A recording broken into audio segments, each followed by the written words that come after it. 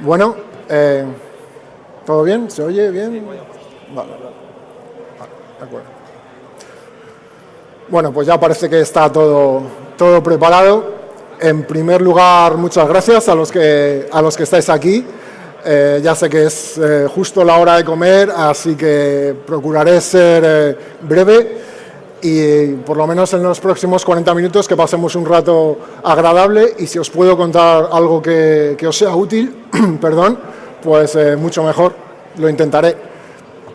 Esta charla, bueno, ya me han presentado, así que esta charla se llama 21 días por una razón bastante simple, que iré desgranando en los próximos slides, pero básicamente 21 días era el tiempo que te dejaban sacar un libro en la biblioteca, y en esta charla y en mi vida la biblioteca ha sido un factor bastante importante para conseguir, pues, entre otras cosas, estar aquí hoy con vosotros.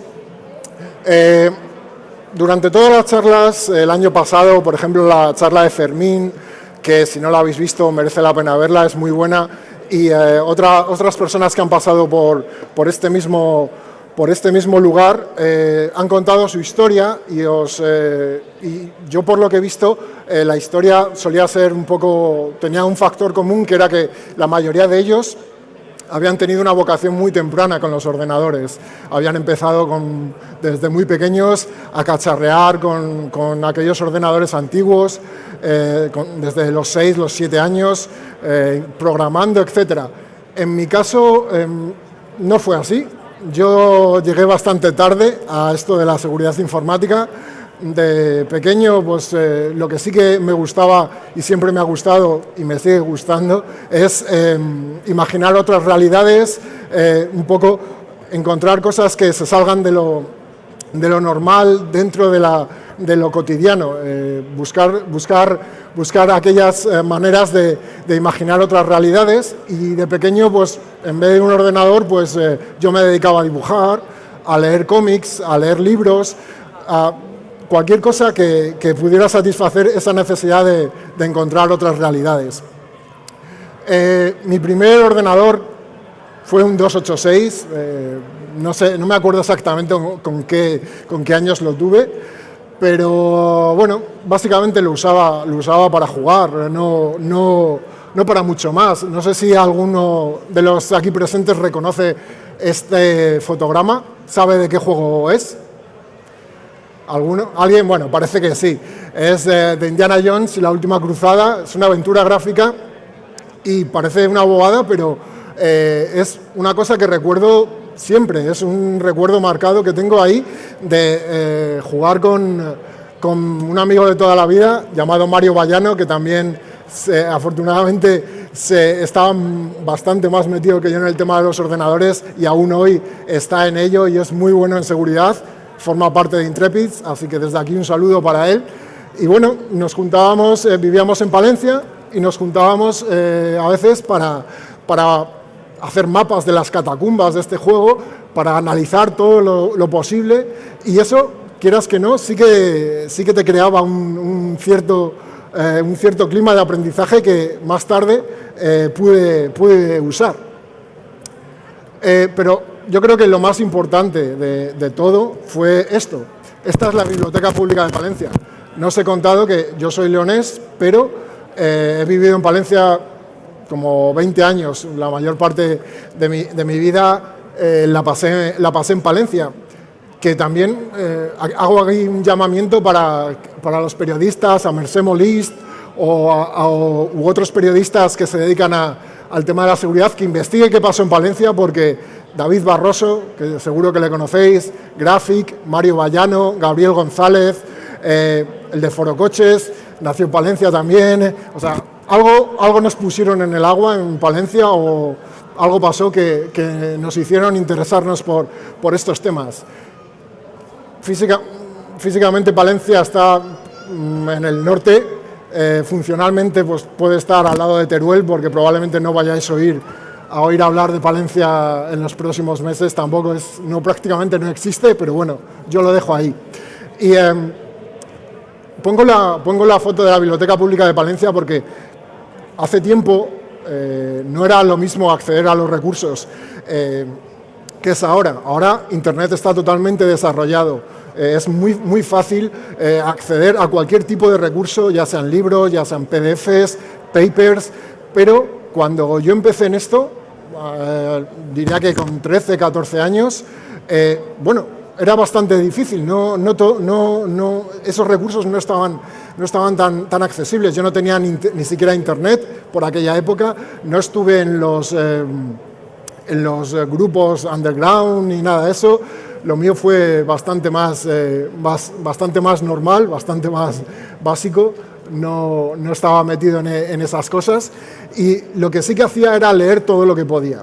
Y si me aceptáis un consejo, que es simplemente, no que lo tengáis que hacer, simplemente un consejo es que leáis todo lo que podáis. E incluso si en ese momento no lo entendéis, por favor, leed, porque en algún momento, y esto de verdad es así, vais a comprender aquello que leísteis un día y no os enterasteis de nada, dijisteis, ¿qué estoy leyendo y para qué me sirve esto? Pues, aunque parezca mentira, es mejor verlo en el largo plazo y, por favor, leed todo lo que podáis, todo lo que llegue a vuestras manos. Una persona me lo ha dicho hace poco y me ha encantado. 21 días era el tiempo que tenías para revisar el libro, para intentar estudiarlo, para intentar aprenderlo y, bueno, había un número limitado de libros, pero yo creo que en aquella biblioteca y los libros que saqué de aquella biblioteca me permitieron sentar las bases para entender lo que más tarde estudiaría más en profundidad o vería durante mi trabajo. Sacaba libros de electrónica, sacaba libros de programación, entendí lo que era un puntero, entendí a programar, cómo funcionaba la programación, empecé a programar en C, empecé a entender cómo funcionaba un ordenador por dentro y aquello era una de las cosas que me permitía satisfacer eso que os comentaba antes, la necesidad de encontrar cosas extraordinarias, que dentro de lo cotidiano era algo que se salía de lo normal. Y teniendo esos conocimientos que todo el mundo puede acceder, y también me gustaría recalcar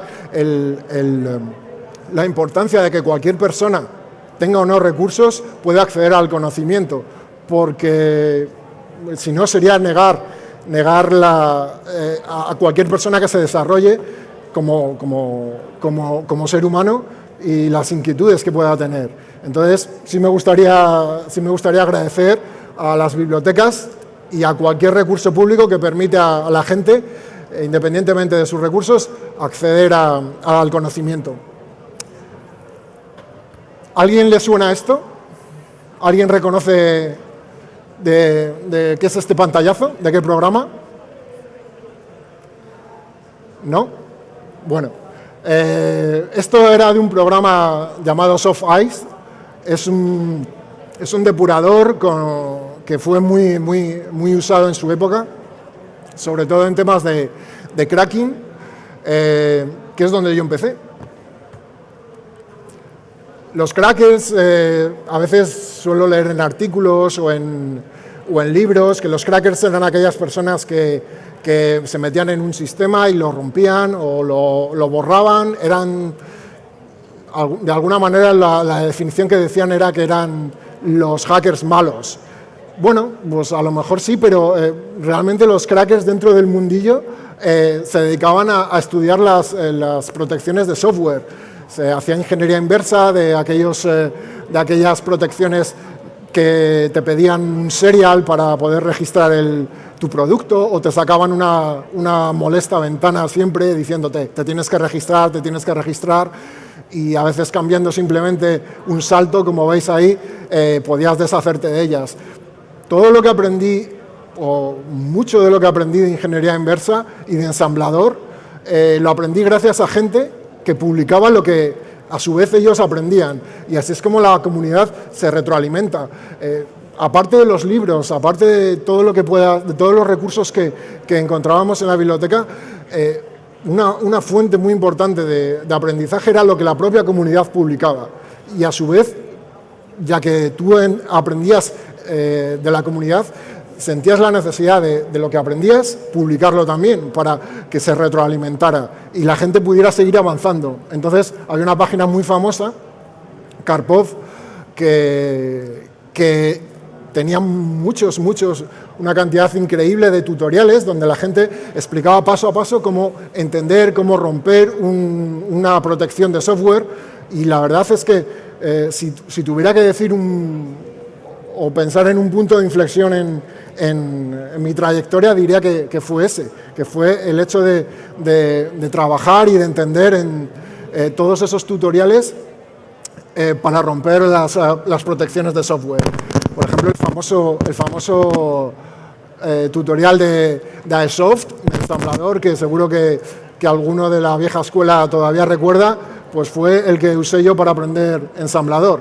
Entonces, sí que me gustaría recalcar que ahora que existen muchos más recursos, muchos más libros, muchas más publicaciones, no las dejéis ahí cogiendo polvo, leed todo lo que podáis, porque hubo un tiempo en que buscar esta información era un acto en sí de hacking. Pero bueno, yo en un momento dado, pues sobre los 17, 18 años, dejé un poco de lado esto de la seguridad informática y me dediqué a otras cosas que no vienen a cuento. Y entonces hubo una pausa ahí en mi vida, pero también llegó un momento dado en que tenía que decidir qué hacía con mi vida.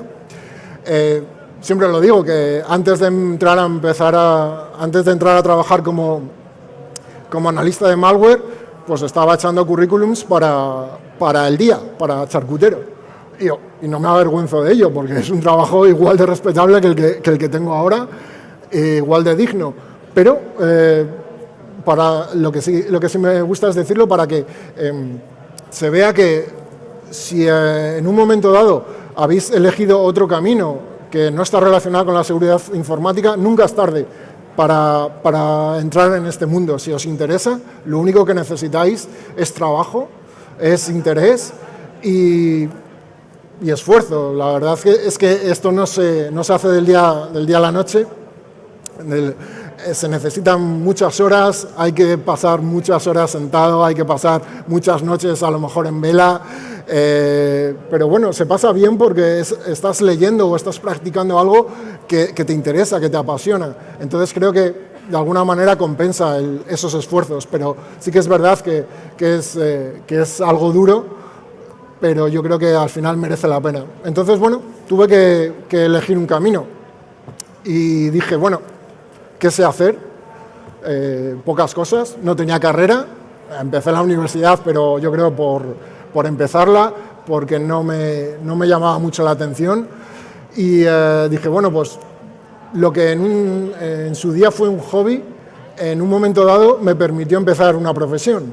Entonces, como lo único que sabía hacer en ese momento era ingeniería inversa, pues gracias a esos conocimientos que adquirí cuando era más joven, pues pude empezar a trabajar en una empresa de antivirus, donde aprendí muchísimo, viendo toda clase de malware, toda clase de troyanos. Eso me permitió también aprender bastante. Y bueno, decidí pues en un momento dado montármelo por mi cuenta, porque pasó una cosa un poco curiosa, que es un día, estando allí con el ordenador, pues revisando ficheros de Windows, pues descubrí una cadena que era shadow, que es sombra en inglés, y dije, en un fichero, en un binario, y dije, ¿y esto qué? Ya ves tú, fue esa tontería. Me llamó la atención que hubiera esa cadena en un fichero de Microsoft. Y decidí abrirlo con el desensamblador, hacer ingeniería inversa de ese fichero, que era un driver, y después de unas horas había encontrado una vulnerabilidad en ese driver que me permitía escalar privilegios en casi todas las versiones de Windows. Y eso era algo nuevo para mí. Nunca había estado muy metido en esos temas de vulnerabilidades. Y bueno, yo avisé a Microsoft, les dije, oye, tenéis este fallo. Y un día, leyendo BookTrack, vi un correo de una empresa que se llamaba iDefense, y al final del correo ponía, te pagamos por tus fallos, por tus vulnerabilidades. Y fue como, ¿me pueden pagar por descubrir estas cosas? Y entonces efectivamente les contacté y les dije, oye, tengo esta vulnerabilidad, pero ya he avisado a Microsoft, no sé si todavía os interesa. Sí, nos interesa bastante. Y bueno, pues me compraron la vulnerabilidad y dije, vaya, o sea, el trabajo que a lo mejor he hecho en un día me permite a lo mejor estar todo el mes tranquilo en términos económicos, pues esto quizá estaría bien echarle un vistazo para ver qué puedo hacer. Y los siguientes 4 o 5 años me dediqué a eso principalmente. Había empresas que compraban vulnerabilidades, yo encontraba vulnerabilidades, pues era el plan perfecto. No es que montara ninguna empresa ni nada, pero yo me sentaba allí con mi ordenador sin muchas más pretensiones y me ponía a analizar el software que a las empresas que compraban vulnerabilidades les interesaba, pues Microsoft, todos los sistemas operativos, el software que la gente usaba a menudo.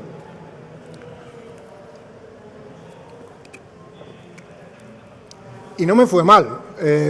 Afortunadamente pude, a la vez que ganarme la vida, pude aprender un montón, porque para descubrir vulnerabilidades, pues al final tienes que entender cómo funcionan los sistemas, cómo funciona a muy bajo nivel todo. Entonces me sirvió bastante para entender de muchas tecnologías y ganar experiencia en otras cosas que probablemente si no estuviera metido en ese escenario no hubiera mirado nunca.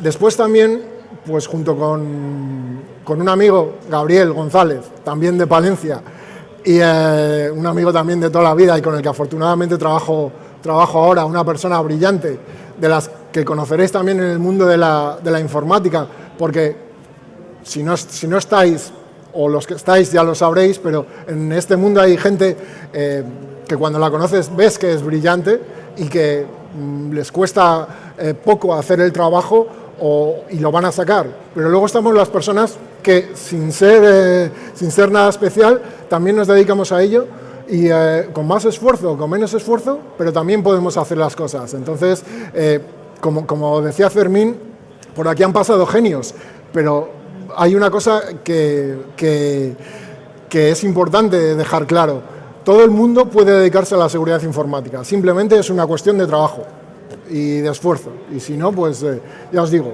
yo ni tengo carrera, ni tengo nada, y aquí estoy, así que es simplemente una cuestión de esfuerzo.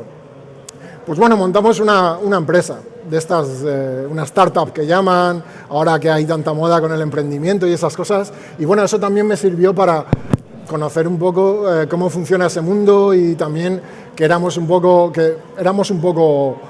inocentes en ese sentido y bueno, al cabo de un año vimos que tampoco íbamos a ningún lado con eso y simplemente decidimos cerrar. Me hace gracia a veces los pósters o los lemas estos que aparecen en LinkedIn de no, si fallas, inténtalo otras 24 veces, que seguro que después de 50 veces vas a alcanzar el éxito.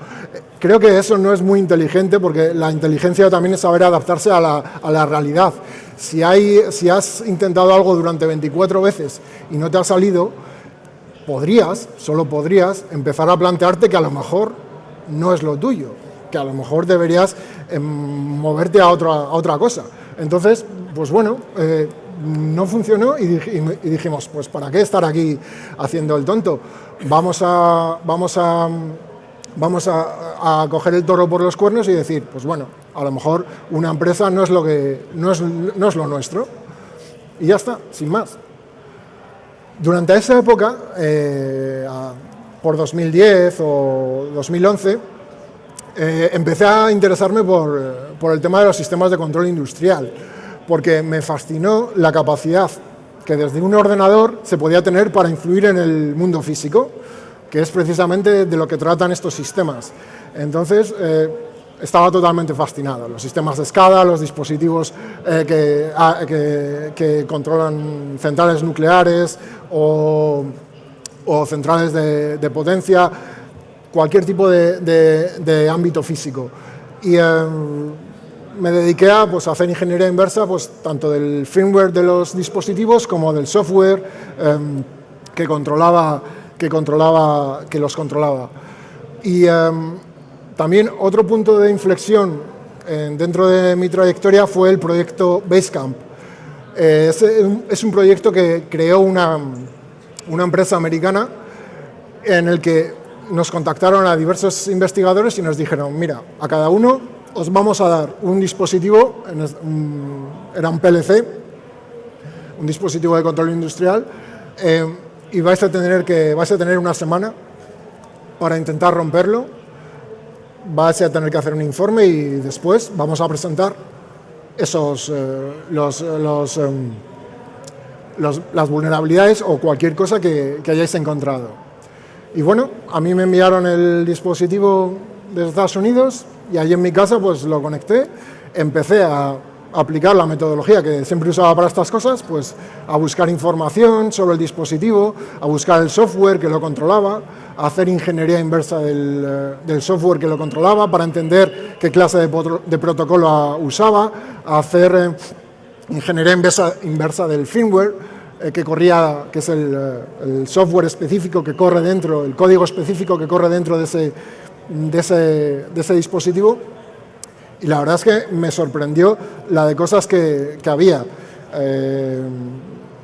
Había fallos de diseño, había backdoors, había protocolos totalmente inseguros que permitían tomar el control de este dispositivo, dejarle fuera de funcionamiento, y esto es lo que esta clase de dispositivos son los que están controlando las cosas físicas, digamos, que todos los días cuando nos levantamos y encendemos la luz,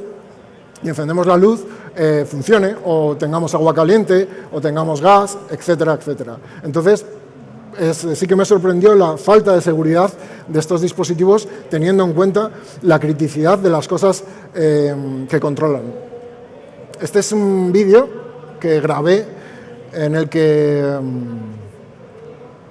a ver si puedo... perdón.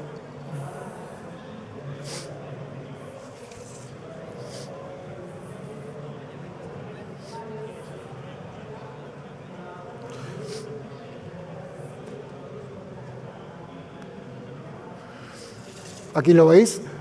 Bueno, en este caso lo que estaba enviándoles era una serie de paquetes específicos del protocolo Ethernet IP, que es el que usan estos dispositivos y un montón de ellos, que era inseguro por defecto. Entonces, cuando presentamos los resultados, aquí veis, lo dejo fuera de funcionamiento y ya no te puedes conectar a él, y los programas que corren dentro dejan de funcionar también. Entonces, se presentó este proyecto y bueno, tuvo bastante repercusión, y el señor, por aquella época, el señor César Cerrudo, una leyenda del hacking argentino, me contactó y me ofreció unirme a IOActive, una empresa que era bastante conocida y es bastante conocida en el mundo del hacking.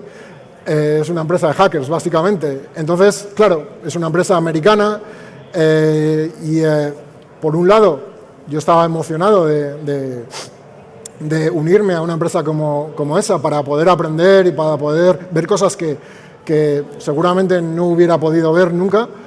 Pero, claro, por otro lado, era el pánico total. Yo tenía, por aquel entonces, tenía pánico a volar.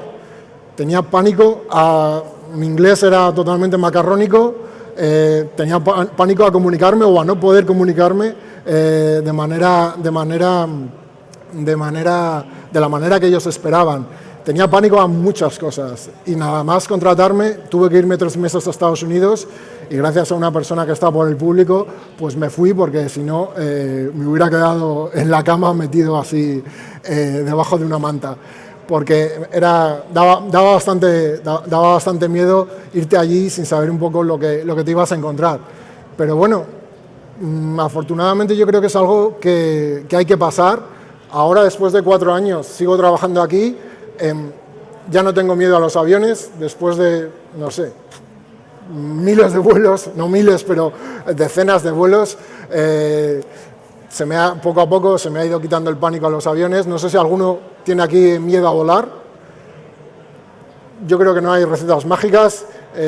Habla con la gente que vuela, que te cuente sus experiencias. Me acuerdo de una vez hablando con Chema, que también tenía miedo a volar y me contaba las experiencias que había tenido, y eso me ayudó bastante, porque cuando te pasa eso en un avión ya sabes que eso es normal y no vas a morir, como yo pensaba. Básicamente yo me montaba en un avión y era un ruido, voy a morir, se movía, voy a morir. Ese era mi día a día en los aviones. También, pues poco a poco he ido consiguiendo hablar inglés. En España ya sabemos que creo que tenemos un problema con el inglés, nos cuesta mucho hablar inglés y tener la confianza de hablar en inglés. Yo creo que nos tenemos que soltar, hacernos entender y se acabó. Poco a poco ir mejorando, pero no estar tampoco muy cohibidos en ese sentido. He visitado un montón de países, he visto cosas, he hablado con personas de diferentes culturas, y eso también es muy importante. Creo que es una cosa bonita de dedicarse al mundo de la seguridad informática, que está globalizado, y si trabajáis en ello vais a poder visitar y vais a poder conocer un montón de lugares. Con anécdotas. Si vais a India y os hace un indio así, os está diciendo que sí, no que no, porque tuve algunos problemas en algún sitio a la hora de simplemente de ir a comer y decir, ¿me puedo sentar? Y te decían sí, pero yo pensaba que era no. Entonces, pues bueno, supongo que pensarían que les estaba troleando, porque cuando me decían que sí me iba. Así que son cosas que te encuentras en situaciones que nunca pensaste que a lo mejor que ibas a estar. Yo me acuerdo una vez que me invitaron a una conferencia en Washington, y de repente ahí estaba con el director de la CIA, que es con la persona que probablemente yo nunca me imaginé estar, ni me apetecía en ese momento estar, y me veía a mí mismo y decía, ¿qué narices hago aquí? ¿Cómo he llegado a este punto de estar aquí con esta gente? Pero bueno, son experiencias que al final en la vida después las recuerdas y sirven para de alguna manera avanzar. Entonces, tuve la suerte de que Gabri, después de 3 años, se unió a IOActive, Gabriel, del que os he hablado antes, y bueno, ya que no funcionó la cosa en Wintercore, la vida a veces te da una segunda oportunidad, y ahora estamos trabajando, no es nuestra empresa, pero nos da igual, es IOActive, y estamos trabajando contentos. Esto es una foto, por ejemplo, en Dubái. Nos fuimos ahí a un proyecto y por ahí andábamos haciendo el mono como podíamos hacerlo en Palencia cuando nos íbamos por ahí, pero en este caso trabajando. Entonces, sí que es verdad que he tenido la suerte de poder trabajar con amigos, y eso es bastante importante. Por ejemplo, otra de las cosas que hacemos en IOActive es investigar. Nos gusta investigar, nos gusta romper cosas, y no sé si alguien sabe qué es esto. No, bueno, esto es un detector de billetes falsos, que es el que usan en el Corte Inglés, por ejemplo. No sé si se puede decir el Corte Inglés hasta ahora, pero bueno, da igual. Bueno, o en correos también. Entonces, una vez nos surgió la duda si este tipo de dispositivos se podrían hackear, y nos pusimos a ello, y efectivamente podías hacer pasar un billete o un cacho de papel modificando el firmware, lo podías hacer pasar por un billete válido, y cualquier persona en un momento dado, simplemente enchufando durante unos segundos al puerto serie de ese dispositivo, puede actualizar el firmware sin ningún tipo de seguridad. Entonces, vamos a ver un vídeo donde comprobamos cómo esto es posible. Como veis, es un billete de 100 euros legítimo, que lo vamos a introducir, y vamos a ver si lo toma como válido. Y como veis, lo toma como válido y simplemente con una modificación del firmware. Como decía, la vida a veces da muchas vueltas y mucho se habla de que los hackers, el talento se tiene que ir fuera de España, etc. A mí me gusta vivir en España. Para mí el éxito es hacer mi trabajo y volver a casa y tomarme una cerveza y se acabó. Cada persona creo que tiene que definir lo que para ella es el éxito, sin grandes aspiraciones, pero tampoco sin caer en la derrota. Cada uno puede definir lo que para esa persona es el éxito. Para mí es eso. Y entonces, hace un tiempo me comunicaron desde la empresa, gracias a Jennifer, que habían decidido abrir un laboratorio en Madrid. Entonces, lo que es la vida, después de andar por 40.000 países, al final iba a poder traer lo que había visto por allí a Madrid y que la gente que es muy buena y que la gente muy buena que tenemos en España pueda trabajar, si lo decide así, cerca de los suyos y donde ha nacido, pues me parece interesante. Obviamente, el que quiera irse está en su perfecto derecho y también enriquece mucho irse, pero irse por obligación no es no es lo óptimo. Entonces, pues hace un mes abrimos un laboratorio de seguridad hardware principalmente en Madrid y la verdad es que para nosotros ha sido muy importante porque, por ejemplo, el graffiti que ahí veis lo hizo una persona de Palencia que conocíamos, con el que yo dibujaba antes. Para que veáis que al final la vida siempre acaba un poco en los mismos círculos y me hace ilusión poder trabajar o poder o ver a la gente que sé que es buena trabajando contenta o trabajando cerca de la gente que quieren. Nuestra idea es lo mismo que hacemos en Estados Unidos, a lo mejor hacerlo aquí, porque tenemos la gente, tenemos los medios y creo que es una cosa interesante poder avanzar en ese sentido. Poco más me queda por decir. Creo que cada uno es ya mayorcito para saber lo que tiene que hacer. Mi intención no es dar lecciones de nada. Sí, lo único que diría es que se tuviera respeto en esta profesión, porque muchas veces lo que se tiende es a menospreciar el trabajo de otros programadores. A lo mejor, si encuentras una vulnerabilidad, decir que ese producto es bastante malo, por no decir otra palabra. Yo creo que hay que buscar un poco el término medio.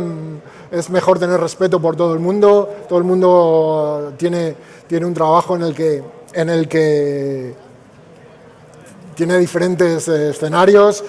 No deberíamos asumir ciertas cosas. Entonces, es algo que en la cultura hacker el ego está bastante desarrollado y creo que es algo que se debería eliminar completamente. Somos personas, somos gente normal y creo que no deberíamos ni sentirnos superior a nadie y mucho menos menospreciar el trabajo de otra gente. Así que a los que venís detrás, lo digo porque lo he visto y lo he visto en las viejas generaciones, en las actuales. Por favor, dejad el ego fuera, sed felices trabajando en lo que hay y respetando a la demás gente. Y poco más. Si tenéis alguna pregunta específica, me encantará responderla. Muchas gracias por venir y hasta la próxima.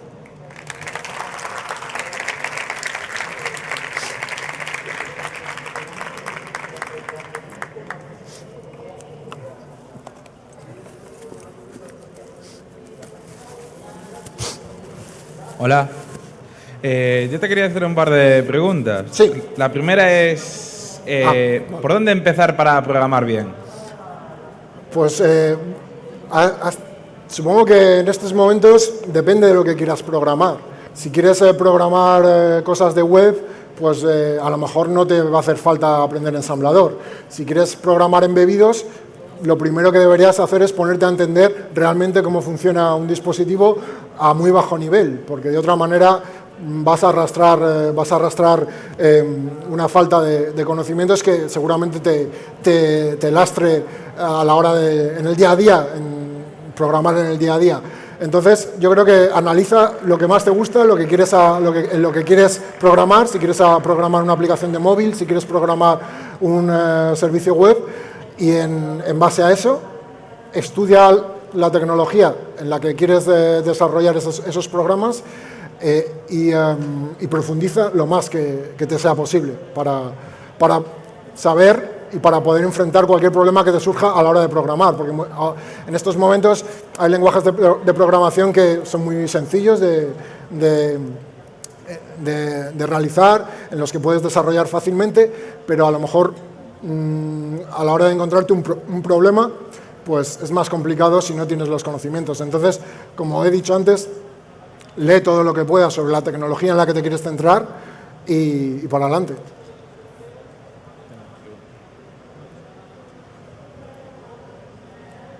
¿Y para aprender a craquear? Para aprender a craquear, ensamblador. Aprende ensamblador ya. ¿Y el código máquina? ¿Dónde podemos aprender código máquina? Pues en miles de libros. O sea, hay todos los libros que puedas imaginar sobre ensamblador los vas a tener. Todos los tutoriales que puedas imaginar los tienes en internet. Ahora, por recursos, nunca te van a faltar. Si no te apetece ir a una biblioteca, vete a internet, que es la biblioteca más grande del mundo, y ahí vas a tener todo lo necesario para aprender, para desarrollar tu carrera y para ganarte la vida. Creo que es una de las mejores cosas que tenemos actualmente. Muchas gracias.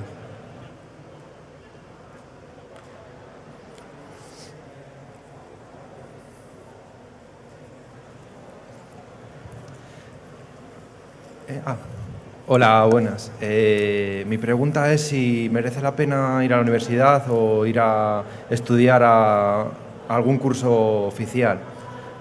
A ver, yo creo que sí. Es decir, para mí, una persona que ha estudiado una carrera, que ha sido capaz de sacarse una carrera, es que no me cabe en la cabeza que no pueda hacer estas cosas. Es decir, si tú has tenido la capacidad mental, si tú has tenido la fuerza de voluntad, el sacrificio de estar estudiando 4, 3 o 5 años algo que no es fácil y lo has sacado, es que me parece que dedicarte a la seguridad informática y seguir aplicando eso que has aplicado durante 4 años es una cosa que te va a salir fácilmente. Que si tienes una carrera te va a servir, yo creo que sí. Yo muchas veces he echado de menos una base en matemática, que me ha tocado estudiármela por mi cuenta para ciertas cosas, pero la gente que ha estudiado una carrera la debería tener. Entonces creo que nunca viene mal. El conocimiento pues va a estar ahí y te va a ser bastante útil. Yo creo que bueno, cada persona es un mundo, pero si te ves con ganas, si te ves con capacidad para estudiar una carrera, yo lo haría. Vale, muchas gracias y un saludo de un palentino. Venga.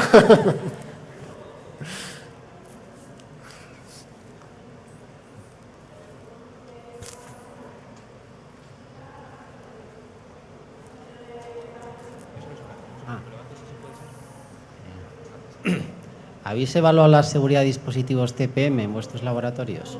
¿Perdona? No. Si habéis evaluado la seguridad de TPM, el hardware que se está poniendo ahora para el tema de criptográfico. Sí, bueno, es una de las cosas en las que estamos, pero de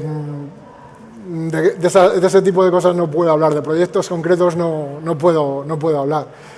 Todos los años, la gente que trabajamos en iActive solemos publicar investigaciones que desarrollamos durante todo el año para devolver un poco a la comunidad lo que la comunidad nos ha dado. Pero claro, de proyectos concretos de clientes no se puede comentar nada. Gracias.